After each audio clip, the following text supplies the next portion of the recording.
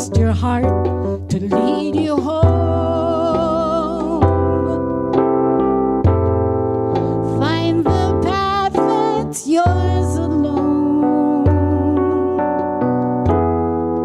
Listen to the voice inside you. It will grow in strength to guide you. Trust your heart to lead you home. Listen to the voice inside you. It will grow in strength to guide you. Trust your heart to lead you home.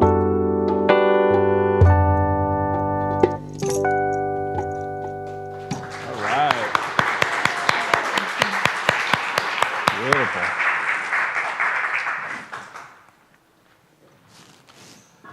Good morning, everyone.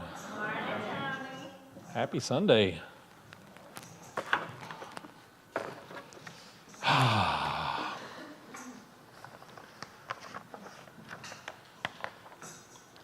The lesson for this week, actually, for me, I've been kind of getting this message the last couple of weeks in my meditations and just in life in general. And one of the things that's really kind of sparked an awareness for me was an experience I had a couple of weeks ago during South by Southwest, actually leading up to going to one of the events, and then I was kind of stressing about something. Anybody ever stressed about anything? Yeah. I was stressing about something and doing my squirrel caging thing, you know how that goes, and then was able to say, well, I just need to set that aside and let it go for now and just move on and relax and let go, and was working and doing that. And Julie and I went to Whole Foods, and they had a stage up on top of them, the level up there, and we were listening to some nice music. It was a really nice day, and we were enjoying ourselves and relaxing and letting go. And I was getting kind of hungry, and so we were actually planning on leaving that venue and going somewhere else, but I decided to stop and get a little something to eat beforehand. And so I picked up a couple of things, and they had some booze out there, so I picked up a couple of things, and then we had a line that you got in to pay for the food and drink and everything. And so I got in line. It was a pretty long line, and so I'm waiting there, and I think Julie had gone off to do something, and she came back in a little bit, but there was a group of people in front of me there, and they were just kind of visiting with each other and talking and everything, and I didn't really think too much about it, and I just was kind of being there, and you know how people are friendly here, and so I got caught up in their conversation, and then I chatted just very briefly with them, and had a little baby that came up. They had some friends came up and said hi, and they had a little baby with, and I was really, me, I love babies. I just was admiring the baby and telling what a beautiful child it was, and so we get up to the counter, and they get up in line, and the guy says, we'll have this, and pointed over at my food, and I'm going, what? And he paid for my meal. And I was just so appreciative of someone doing that, and just never met this person before, talked maybe 2 or 3 minutes to them, not even just a few words, really. And just out of the generosity of their heart, they said, no, I want to buy that for you. And I thought, well, okay, thank you, God. And it really touched me, that And I realized a big part of that was my being willing to allow that, and my being willing to be in a space where I was able to, and allowed myself to experience that blessing. And it was very appreciative. And so I really got to thinking about that, and I realized that that's really one of the most valuable things we can remember, is that when we're in a place of stress, the moment that we begin to let go, the universe will then begin to pour into us blessings. But it doesn't really do it as long as we're still caught up in our squirrel caging, our thinking that we have to fix everything or make everything work, or you understand what I'm saying? That blessings are always trying to pour in and to us and through us, and yet we sometimes have this idea that we have to make it happen, don't we? I know I do. I get caught up in thinking, okay, well, we got to. And years ago in ministerial school, I remember hearing a phrase, and that phrase keeps coming back to me over and over again. I get reminded of it an awful lot, and the phrase is, "Don't push the river." Now, I'm going to confess to you that I've been somebody that has oftentimes tried to push the river. Anybody know what I'm talking about? You can get the image of that, can't you? Yeah, it's the wrong way. Yeah, exactly. And so, I just kept getting these ideas and these insights and these thoughts, and things kept coming to me about this understanding of really learning to be in the flow of the universe. Be in the flow of the universe. I'm reminded of a story that I read some years ago in a wonderful book called The Kingdom Within. And if you haven't read that book, read it. We may actually do a series on it at some point. But there's a wonderful book called The Kingdom Within by John Sanford. And John tells a story when he was growing up I think in Minnesota it was. He grew up on a really nice old farm, and his family was there. And they had this wonderful well. And the well was pretty well known. This well provided some of the most refreshing and clean and clear water in the county. And they actually provided a lot of water for a lot of their neighbors because they had so much. The water was just, it was constantly there and always flowing, and it was really very, very clear and crisp and cool. It was part of an underground spring, and so. But as they kind of modernized everything, they got in new plumbing and all this kind of stuff, and they actually wound up getting city water, and they stopped using the well for some reason, and decided it was more convenient to have it come into the house rather than having to go out to it, So he went for many years not using the well, and they used just city water. They turned on the tap, and there it was. But then one day he remembered how wonderfully refreshing that water was. And so he decided to go back to the well and see if he could get a drink out of it. And so they'd had it boarded up. And so he went and opened up the well, and he looked down, and he was absolutely amazed that it was dry. It was completely dry. And this well that had probably for hundreds of years provided water all over the county no longer was providing water. And he didn't understand how could this happen. There was this amazing underground river that was feeding this and that was feeding this well. And he went and talked to a geologist there, and the geologist said, well, basically what happens is if the water doesn't come out, it also doesn't come in. The moment that they stopped pulling water out of the well and giving it out, then the flow stopped. They're tiny, tiny, tiny little rivulets that were feeding this well, and what would happen is because the water was not being circulated, little settlement developed in the well, and it clogged up these tiny little rivulets that was feeding the well. I think there's just a beautiful analogy and awareness about how significant and important for us to be a part of the flow of life, to be a part of the flow of the universe. It's a great image to recognize that when we're not in that flow, I can assure you there's settlement in life that will settle in our pores, settle in our energy, settle in our consciousness, that will not block the flow from going out, it blocks it from coming in. And so part of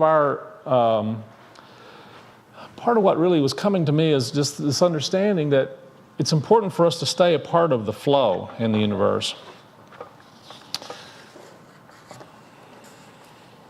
There was a story of Johnny who was, he'd been bad.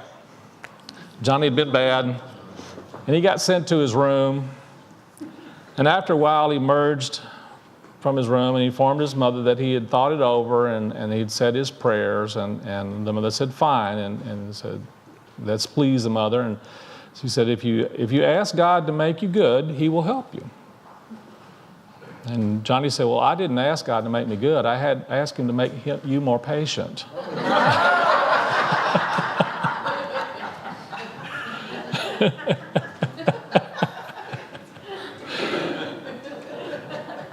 Well, I think it's important that we be open to the possibility of experiencing greater good and being greater, but we could also pray for life to be a little more patient with us as well, I think. There was a priest named Father Slovako. I'm not sure I'm saying his name right, but he was a village priest in Medjugorje, Yugoslavia. You guys familiar with Medjugorje? Medjugorje is this wonderful, famous place where they have these fountains where a lot of miraculous healing has taken place. And people would pilgrimage from all over the world to go to this site. And one of the things that the father noticed, and this was actually reported by Larry Dawsey in Unity Magazine, he says the people who appear, he said he could begin to tell in advance those who are most likely to experience healing. He was able to actually begin to observe and notice those that were most likely to experience healing. They were the people who do not appear to actively be striving for healing. They seem psychologically neutral, at peace, and receptive to whatever happened. And I thought that was a really interesting observation, that oftentimes our striving for something, it can be the very thing that actually is pushing it away from us. You know what I'm talking about? You ever had that experience? When there's something that you really were striving for and you're really wanting to experience in life? Now, that's not to say that we're not to have desires. Emily Cady wrote in her wonderful classic work, Lessons in Truth, that desire of the heart is really God knocking at the door of our consciousness with the very thing itself, saying, let me come in. But he's not saying, let me come in. It's even more than that. It's actually saying, let me come through. Let me come through. Let me come through you. So the desires of our heart, that word desire really comes from two words, de and sire. They're Greek words, and they really imply, de can mean either of, or it can mean for. And sire comes from the same root word as the word source.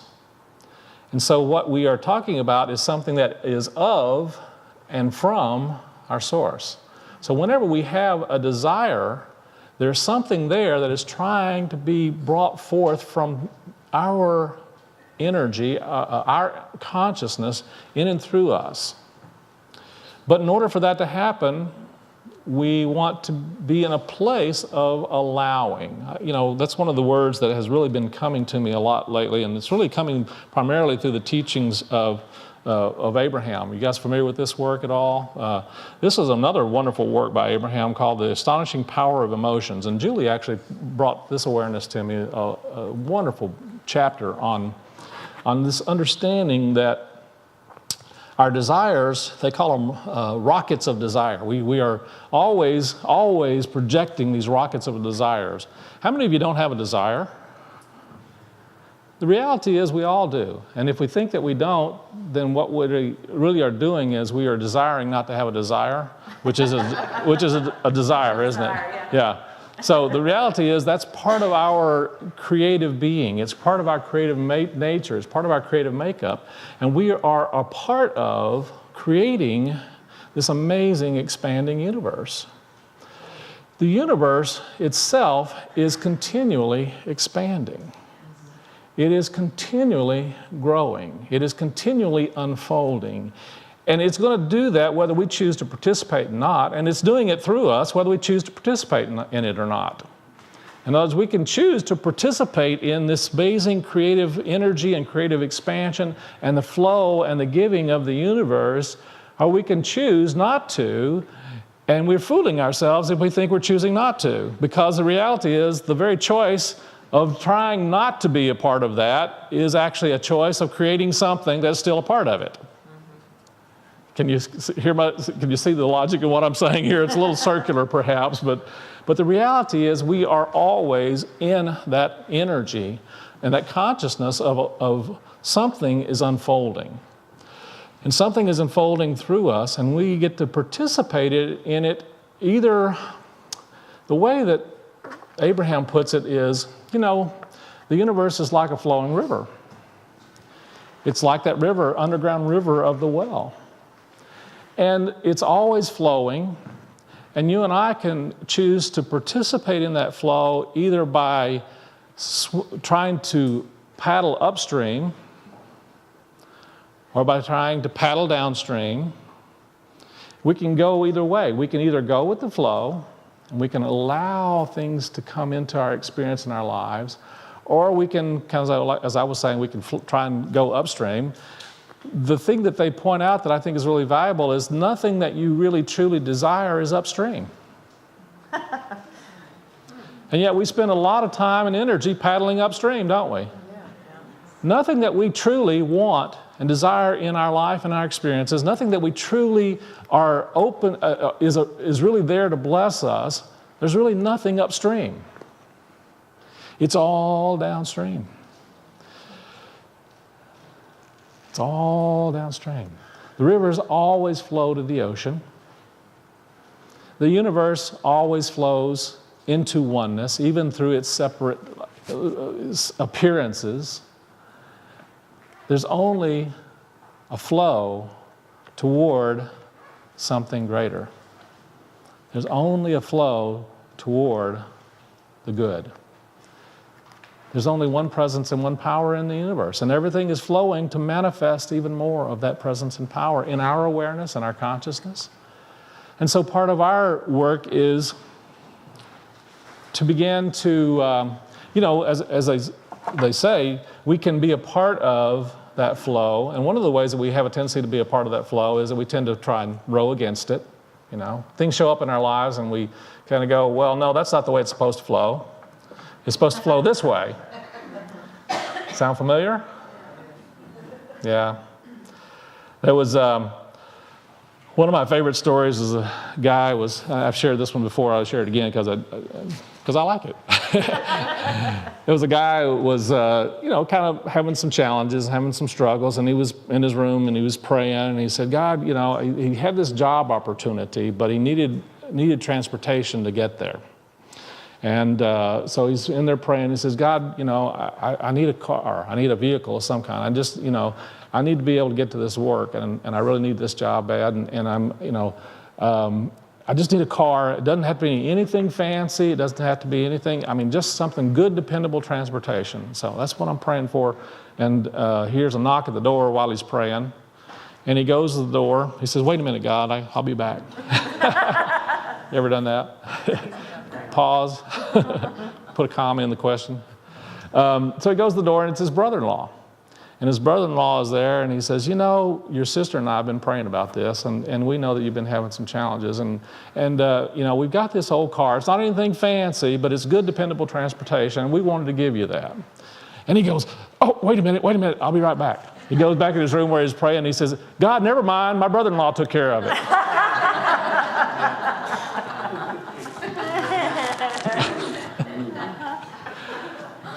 Things show up in our lives in ways that we don't always realize are God trying to bless us. The universe is trying to bless us always, and always trying to create for us that which is deeply at our heart's desire.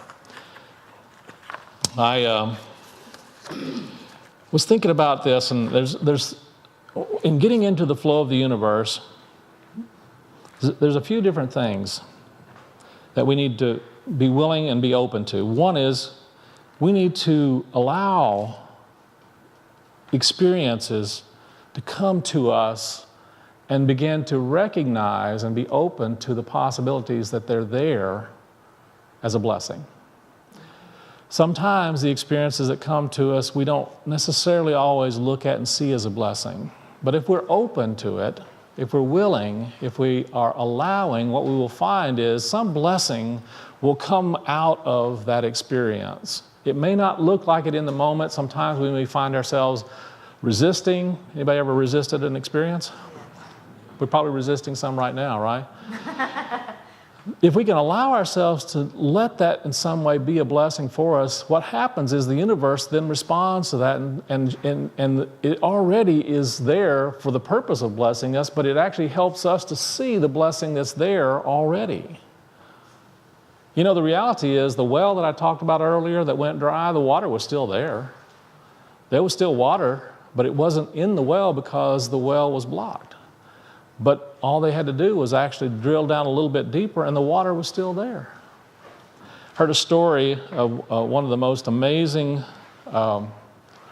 wells here in Texas, as a matter of fact, and I was trying to remember the name of this well. I think it was called the York Well. But anyway, there was a man who was a shepherd here in Texas who his family had been sheep farmers on this land for probably 100 years.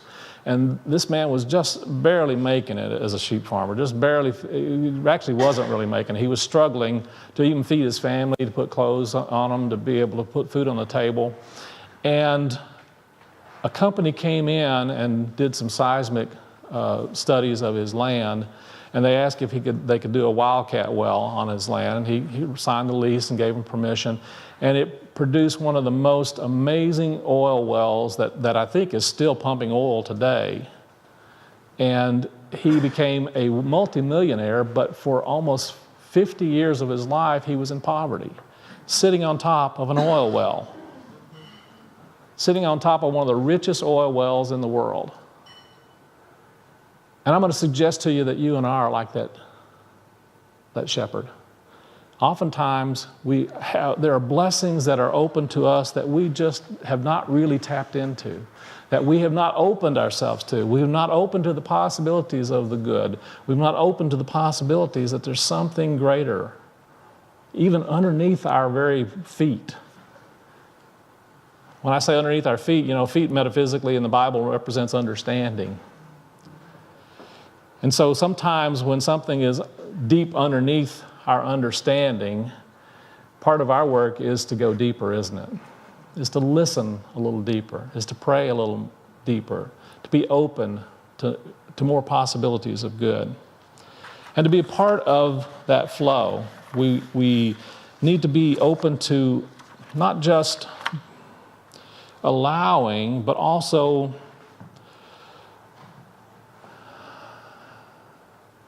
be a part of the process of giving. The universe gives to us in return, in response to our allowing, doesn't it?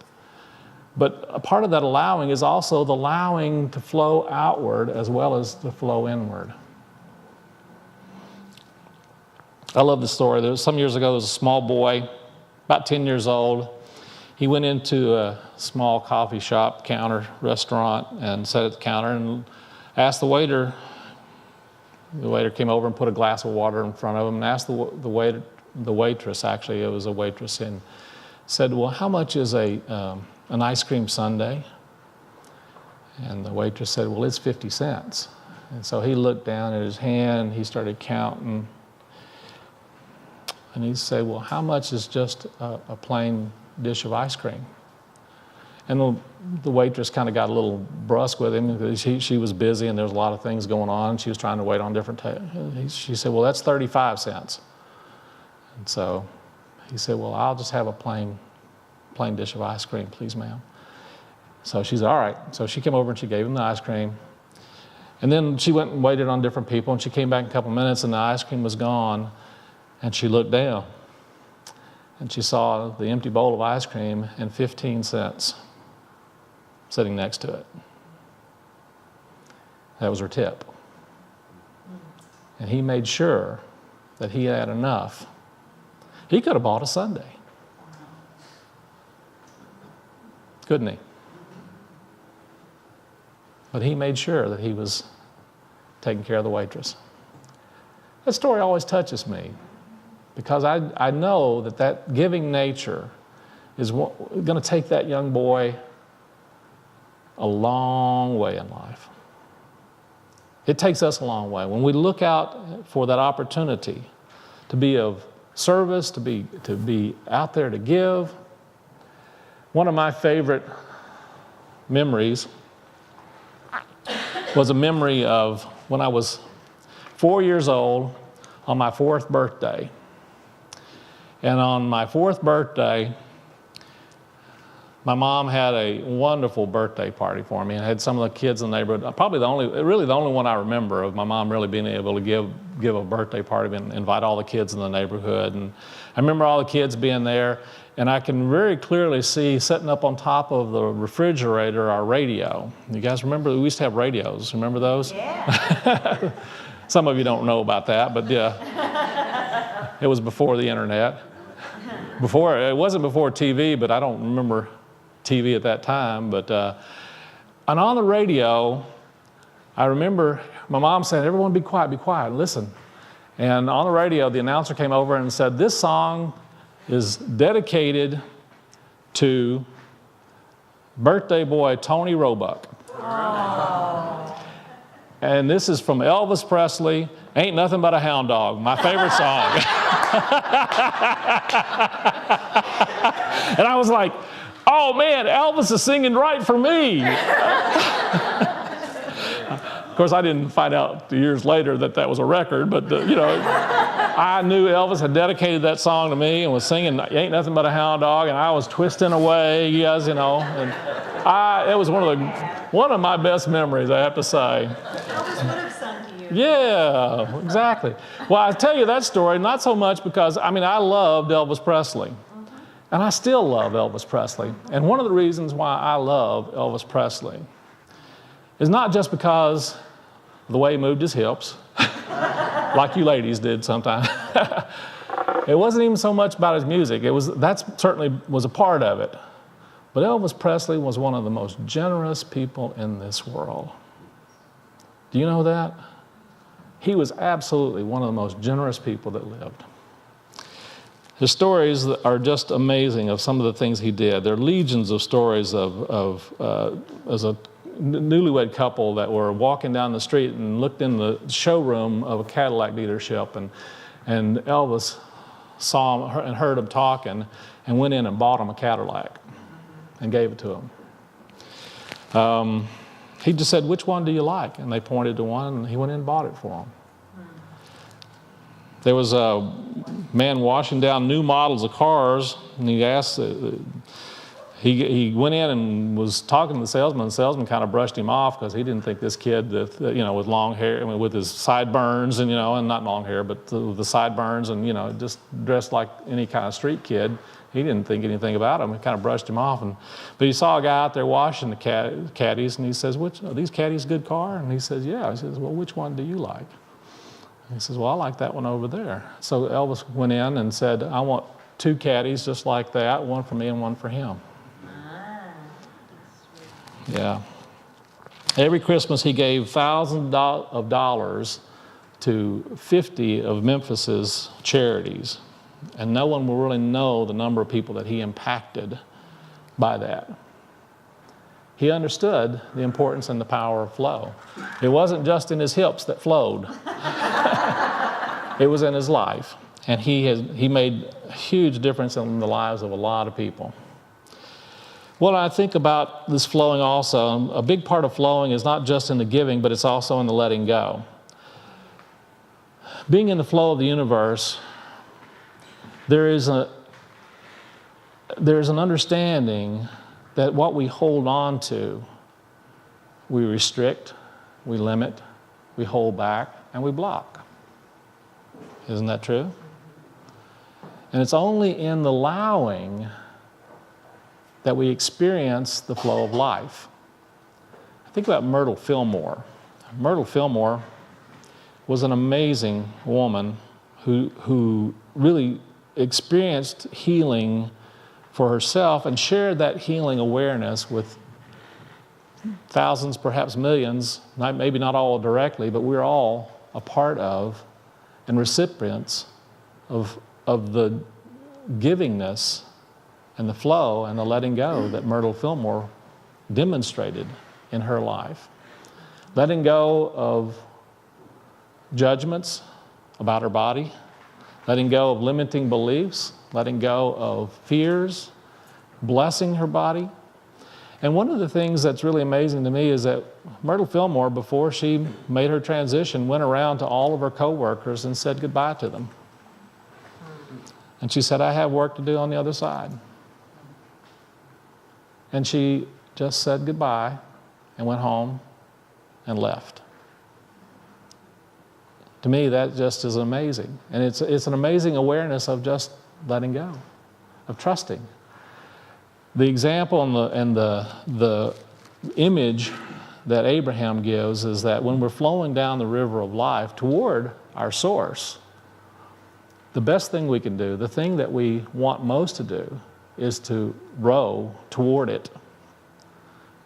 Or sometimes there's something that we think that we don't want, we tend to row away of it, and then we're going up the river, right? We're resisting. And what Abraham says is, let go of the oars.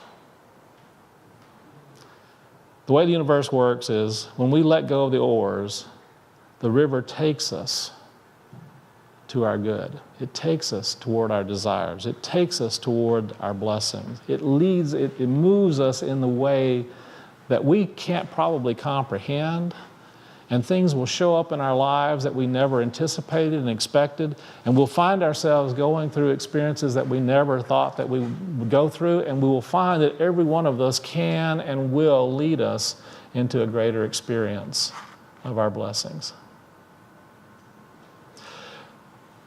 So your homework for this week, maybe this lifetime, is to let go of the oars. Set your intentions. See, putting the boat in the river is setting your intentions, right? You set your intentions and you put your boat in the river. You set your intentions for the desires and the good that you wish to have in life and to experience in life. But how you get there is none of your business. Your business is to let go of the oars and let the river take you to your good. Now, you'll be guided along the way, and you may be given opportunities, and you may be given messages to pick up your oars at different times, but you'll know if that's what you need to do, if you're willing to let them go in the first place. I have to share a quick story here. I had an experience like this many years ago. When I was in my first marriage, my former wife and I were invited to go on a canoeing trip, and my son Michael was with us. Michael, I think, was probably about 9 years old, 10 perhaps, and we were in the we were getting ready to go on the river, and the river was actually pretty high. This is the Buffalo River, and it's actually it's about a stage 4 river. If you guys know anything about floating, that's, the 5 is the highest, and 4 was pretty intense. And at that point, it was actually just almost flood stage, and I was the only one that had any canoeing experience in the group. So I'm telling people how you row and and I'm helping them with helping the guides and so we're floating along, and I did exactly what I was telling you guys to do. We decided that, we went through some rapids, and we decided to rest a little bit. Kathy was in the front of the boat, that's my former wife, and Michael was in the middle of the boat, and I was in the stern. And we decided we were going to kick back, and we put our paddles in the boat, and Michael wanted to paddle, so we gave him one of the paddles, and I said, Michael, you go ahead and paddle. It's a nice smooth spot. There was nothing going on, no rapids or anything. I said, you can go ahead and paddle for a while, but let us know. I'm going to go close my eyes for just a minute, and you let us know if there's any rapids coming up. And so I'm resting there, and it's a nice sunny day, and we were just enjoying ourselves, and I heard Michael say, Dad, there's some rapids coming up. I said, oh, okay, well, and so I kind of got up and looked, and the rapids were about from here to Kim. And we were sideways. Oh. And Michael had the paddle, and I couldn't steer. And so we went over the rapids, and there weren't really rapids, it was actually a small waterfall, and then we rolled. And we rolled the canoe, and we wrapped the canoe around a tree.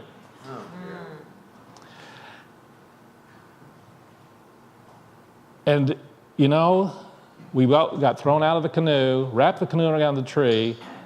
We were all safe. Nobody was hurt.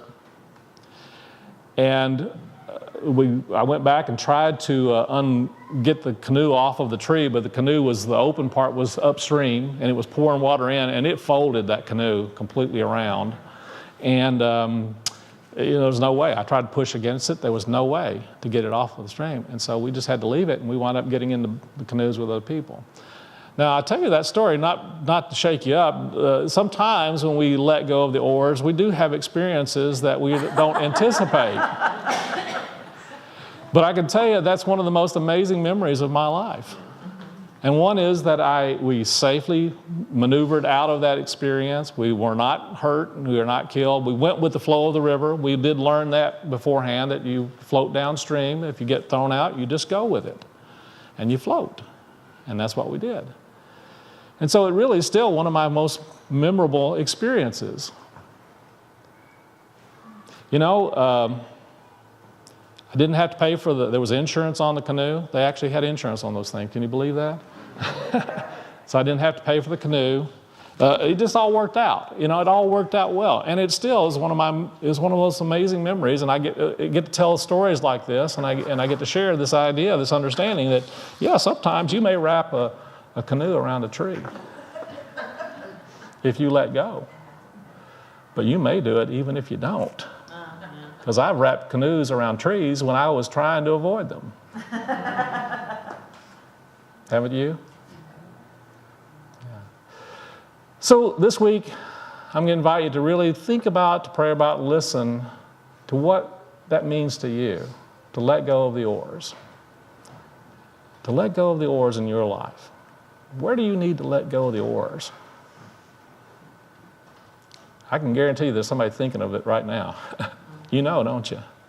There's a place where you need to simply let go and trust that the river is taking you where you need to be. And that's our message for this week. That's been my message all week. I'm still learning it, but I'm open to going with the flow. Let's take a nice deep breath and get ready for our meditation time.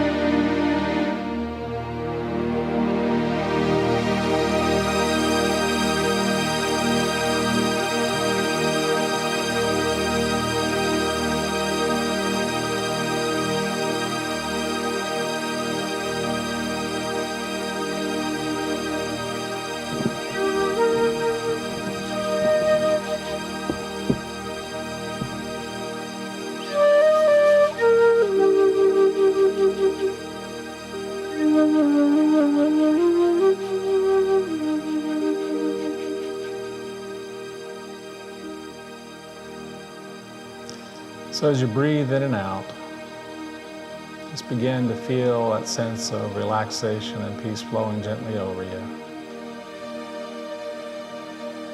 Gently from the very top of your head down over your face.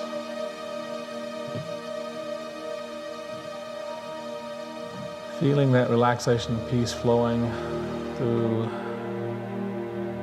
your face, your arms, your hands, shoulders, all the way down your back. And in your mind's eye, imagine and see yourself now in a raft or a boat, flowing on a beautiful river, on a beautiful day.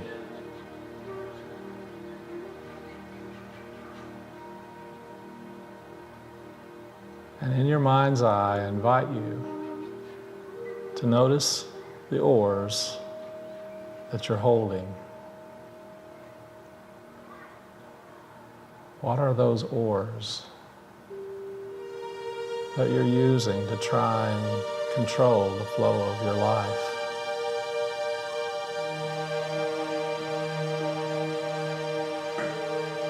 Perhaps they are fears or resistance, a need to control, a need to push the river. And ask yourself, am I willing to simply allow the river to take me where I need to go? Take me to my highest good. And in your mind's eye, imagine yourself pulling the oars in, laying them perhaps along beside you in the boat. Allow yourself to lay back,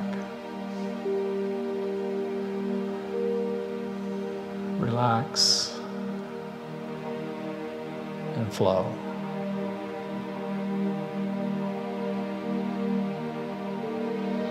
And as you flow, know that, yes, there will be times where there are rapids.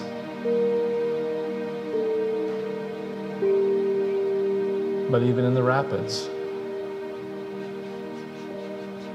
you can be brought to a good place, to a good experience, even in those places where the water seems a little choppy. Just bless and relax and allow those to move you in such a way that you experience even more of the blessings of Spirit in your life. And just know that that river is flowing for your good. We've chosen this life experience for the ride.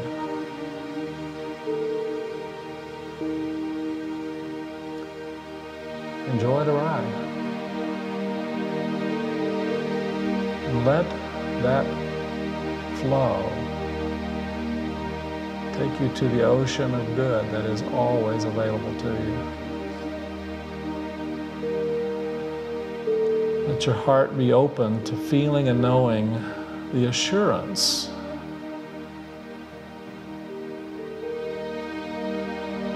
that all is working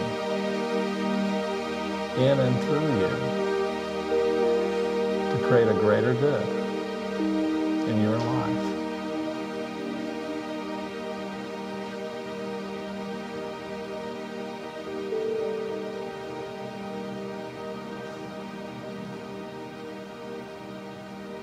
Let that flow take you to your heart's desires.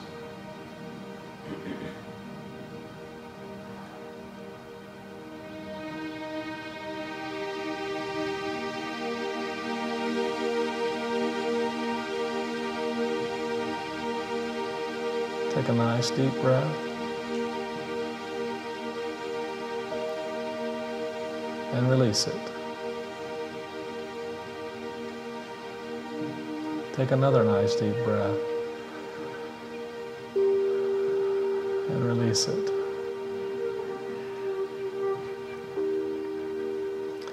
And see if you can make your heart beat.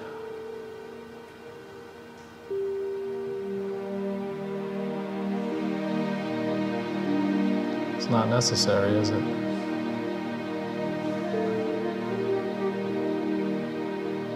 Your heart beats because it knows that that's how it flows. And that's what feeds the whole being. Your heart beats to flow.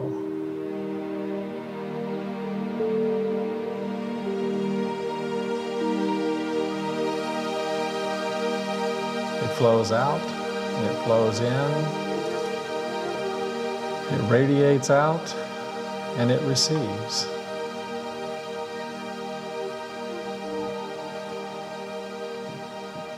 Take a nice deep breath now. Give thanks for the flow of Spirit in and through life, in and through your life, in and through you, out into your world. And so it is. Take another nice deep breath and let your awareness come into this room, this time, this place. yourself feel that energy of gratitude, or the knowing of well-being flowing through you. Gently open your eyes and be present here and now. And so it is.